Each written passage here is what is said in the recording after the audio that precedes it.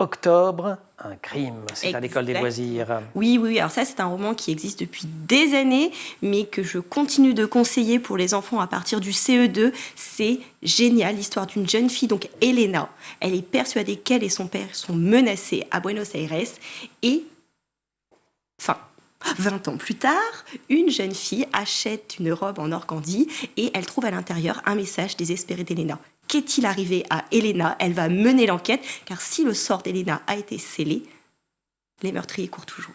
Tadam! Génial. C'est superbe. Oui. Norma Huidobro. Très belle traduction, hein, pour l'avoir Exactement. feuilleté un petit peu. Il y a, Ah, c'est sublime. voilà, Vraiment, la plume française rend hommage à la plume Exact. espagnole, argentine. C'est un beau travail, de Norma un Huidobro. très beau travail d'écriture, de traduction. Et ça, c'est à partir de 9 ans. Oui, 8-9 ans, sans 8-9, problème. voilà. C'est un roman jeunesse. C'est le premier roman, Pas voilà, on peut s'emballer, montrer, il n'y a c'est- rien de traumatisant, mais les enfants sont vraiment les héros. Troisième texte, sur un sujet plus traumatique, Oui, pour le coup, Une tout à fait. fille au manteau bleu de Monica S.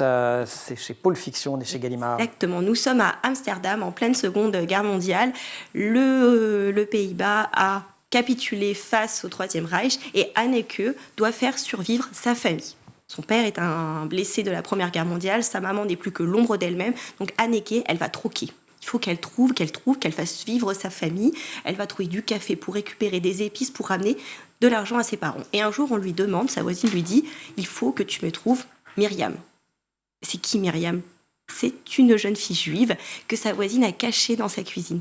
Et on ne sait rien sur Myriam si ce n'est qu'elle porte un manteau bleu. C'est un vrai polar, du début à la fin, vous suivez Anneke. Et c'est une plongée, c'est un livre qui a été écrit par une journaliste, hein, du Washington Post. Oui. Et donc c'est aussi très documenté, très, c'est l'Amsterdam fidèle. c'est l'Amsterdam du journal d'Anne Frank d'ailleurs. Hein. Tout à fait, tout à fait.